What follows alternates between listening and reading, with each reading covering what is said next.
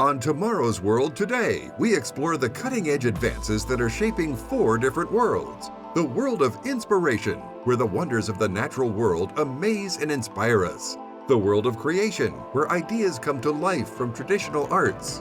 The world of innovation, where ideas and inventions move us all forward. The world of production, where innovations are mass-produced to improve our lives.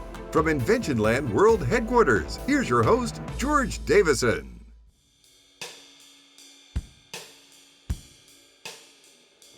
Hi everyone, I'm George Davison, and on this episode of Tomorrow's World Today, we're going to visit the world of innovation to explore advances in sustainability. Now you've probably heard of the word fracking. It's the process where sand, water, and chemicals are injected underground at very high pressures to crack open rock layers and to release oil or gas that's trapped inside. Now, did you know that since 2005, fracking in the United States has used over 239 billion gallons of water? That's enough water to fill over 360,000 Olympic-sized swimming pools.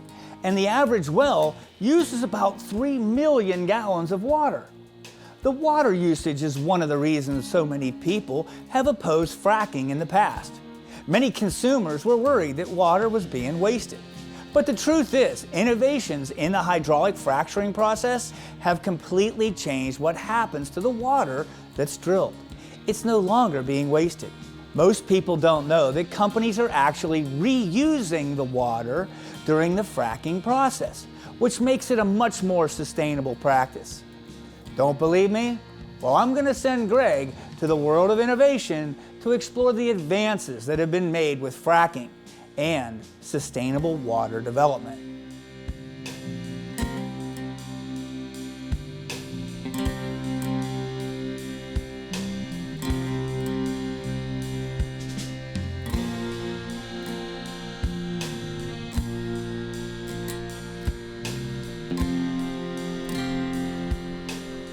When you hear the words hydraulic fracturing or fracking, you probably think of oil and gas production. What you might not think about is water, but as we just learned from George, this process uses a lot of it. Now, what we're looking at is what's known as produced water. It's a byproduct of the fracking process. Now, this could contain drilling fluids, small rocks, sand, particulate matter, maybe some oil from the drilling location, all a part of the drilling process. And for many, many years, most in the industry felt that this could not be reused.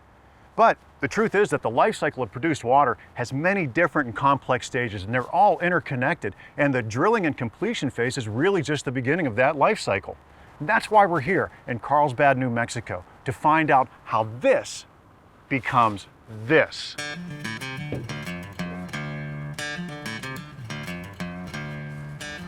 This pipeline, this infrastructure put in place by NGL has already taken a considerable number of trucks off the road, and it really is the heart of the reuse and recycling system for the produced water. Let's meet now with Ryan Hall. He is the Director of Operations for NGL Energy Partners.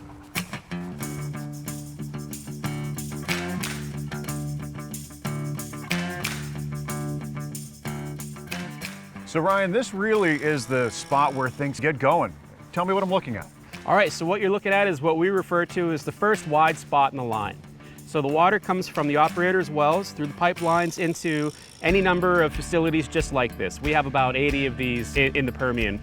And what you're looking at is a special set of tanks that kind of does the first cut of separations from the water. This is our sand tank. We're adding some specialty chemistry in the front end of it where the solid and particulate matter settles out in the sand tank. And then through that line right there, it goes into what we locally refer to as a gun barrel, but it's really an oil-water separation tank. The oil flows out the front line into these skim oil tanks here, and then the water continues on down into the next set of tanks. Would you like me to show you? Absolutely. All right, let's continue along.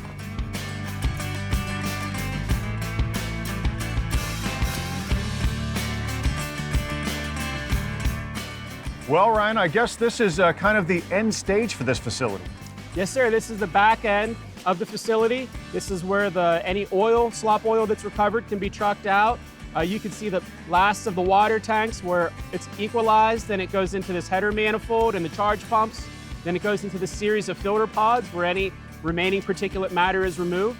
From there, we're adding a scale inhibitor chemistry. Then it goes back into this pipeline. The pipeline goes underground for several miles. And the next stop is our state line booster.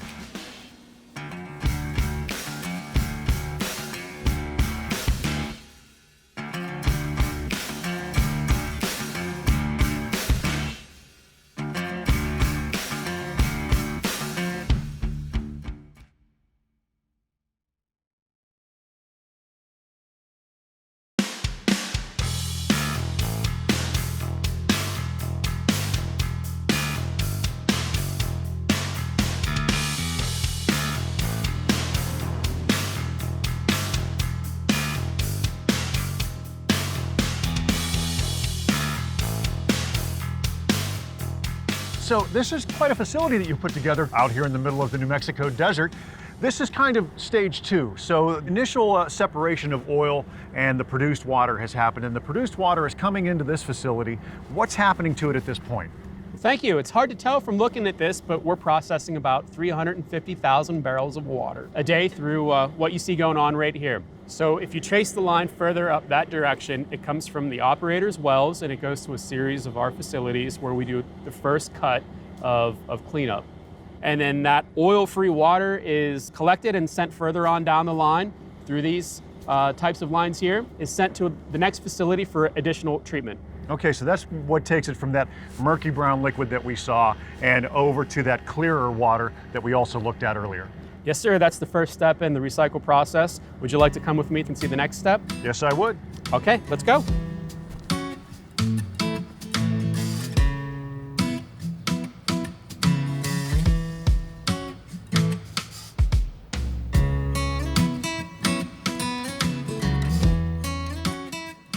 So Ryan, I guess this is the next stop in the chain here. Where are we? So we are at our McCloy recycle facility, our McCloy Ranch. If you remember, the water's coming from the operator's wells into the pipelines to our various SWD facilities. From there, we do an initial amount of treatment. Then it goes back into the pipelines to the booster station that we were at State Line, and then it comes here.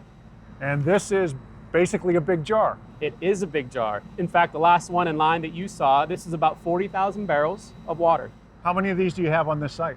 We have two. We have this one, and then we have another one down there. Can I take a look up there? Be my guest.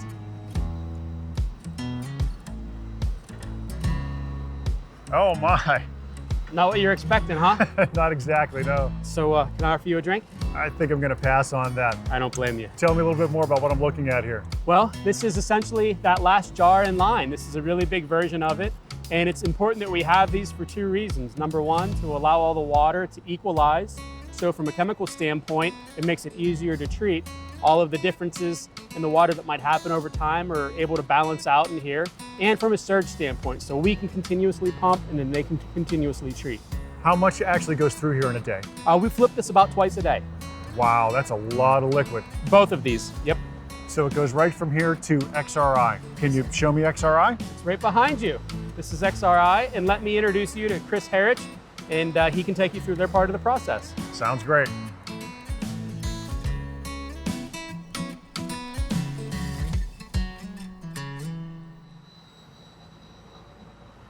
So that wraps up NGL's portion. I'm gonna leave you with Chris, and he can talk about what they do. Sounds great, thanks Ryan. All right, thank you. I'm gonna get back into the field. Okay, Chris. Hey Greg, how are you? Doing great, great to meet you. Nice to meet you. All right, XRI is on deck. Tell me what it is you guys do. Yeah, so this is the largest produced water recycling site in the whole Permian Basin. Here we take NGL's water and we clean it up through the machinery behind you. All right, so their material comes in, goes into this massive pipe system that I see here. So there's a lot of moving parts, and I want you to take me through it step by step. Right, so first thing we do is we take the water from NGL, we take it through these pumps and we run it to this meter over here. Show me how it works. You bet, let's do it.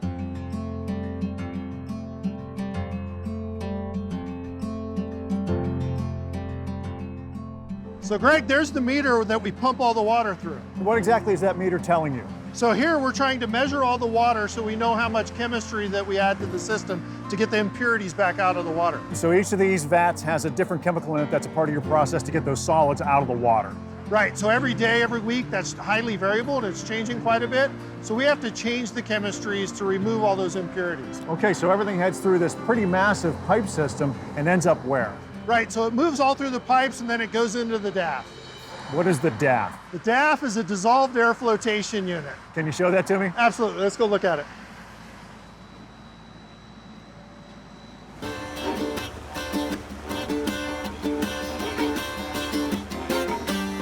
So Chris, this is the DAF.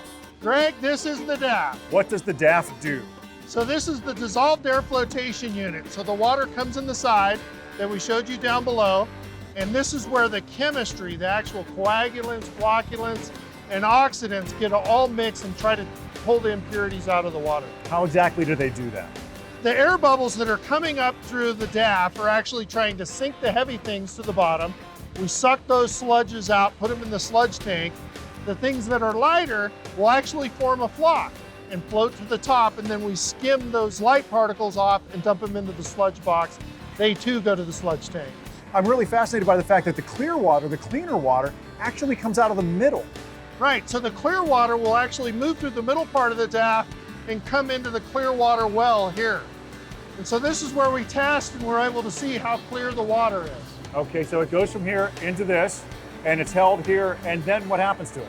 So the clear water comes into the clear water storage tanks. Any of the really light stuff will be settled out of these, and then we'll pump it into the pit over there. And it goes from there right back to the wells? From the pit, we pump it directly back to the frac to be reused for completions. All right, well, I know there were some other chemistry, some other tests that you wanted to show me, so why don't we go ahead and take a look at that? Let's go, it's down in the lab.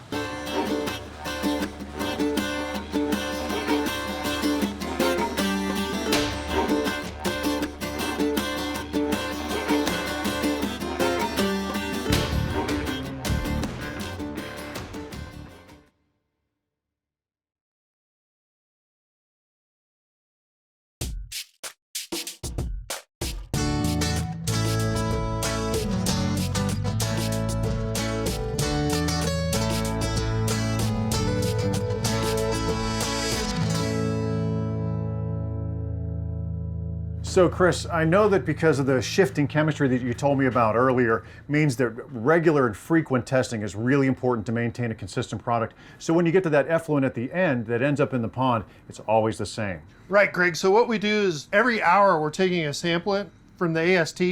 So this is the water that's coming into the system, and then we're looking at the water that we actually produce and put out into the pond. Okay. And then what we do over here is we're actually looking at the different chemistries that we mix to make sure that we're getting the best effluent out. So we look at the AST, which was the really nasty black water that was coming into the system. We're looking at the samples that come into our dissolved air flotation unit, or our DAF. And then we're looking at the surge tank. Remember, that was the pipe that went from the DAF into the surge tank. And then finally, we're comparing it to what we actually put into the pond, the really nice, clean effluent that we take back to the frac. So this is the end result, and you guys send it back to the wells from there? Yes, sir. This is the end result. All right, now I know we're going to go up there and take a look at the pond and see it for ourselves, but I want to see that sludge tank too. You bet. Let's go.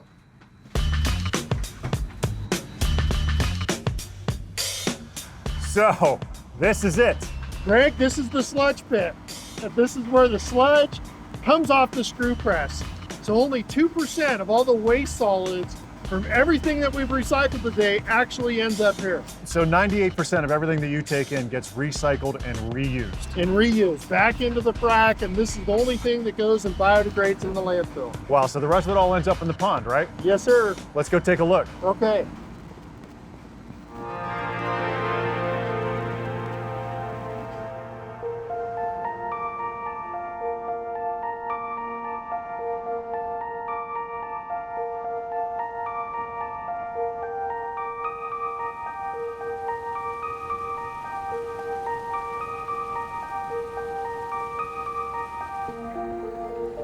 So Chris, this is it. This is the end result of all of your hard work. Right, so our team was able to take produced water through the AST, through the DAF, clean up all the chemicals, that we wanted to get rid of and then have nice clean effluent that we eventually put into the pond. And this is amazing from a water sustainability standpoint, because I mean, this water actually hasn't seen the surface in 250 million years. Right. What's even more important is we're going to recycle 500,000 barrels for one well just in 2 days. And so we have a 12 well pad operation that's going to go on right now. And just in that 500,000 barrels, that's 20 million gallons. That's enough water to supply the houses of 450 homes throughout the United States in 1 year. And I know it's one of your goals to get at least 50% of the wells here in New Mexico using this process.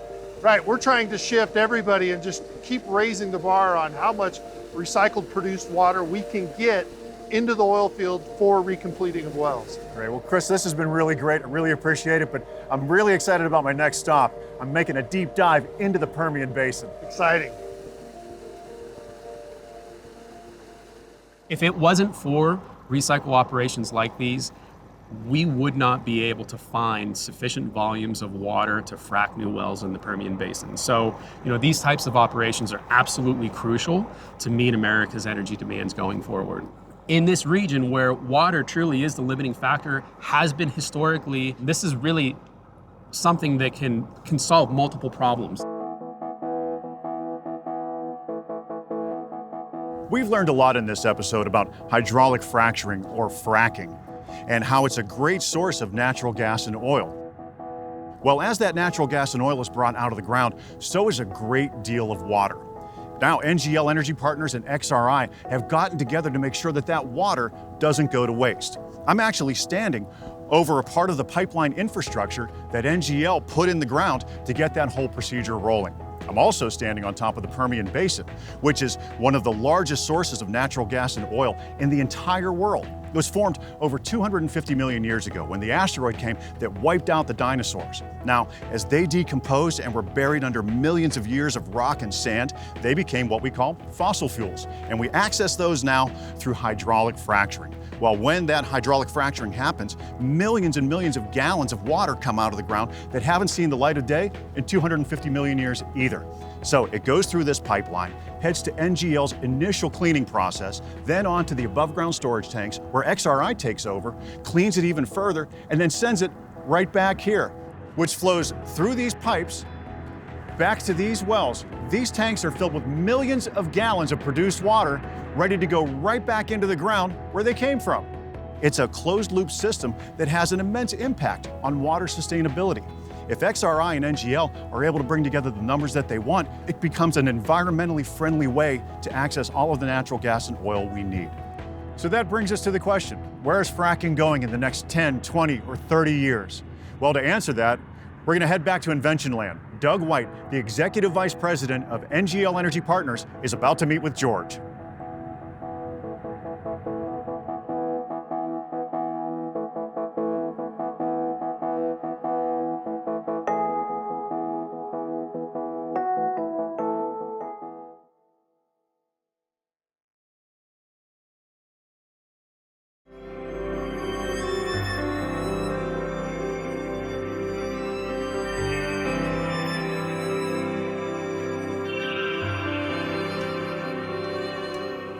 Hey, Doug.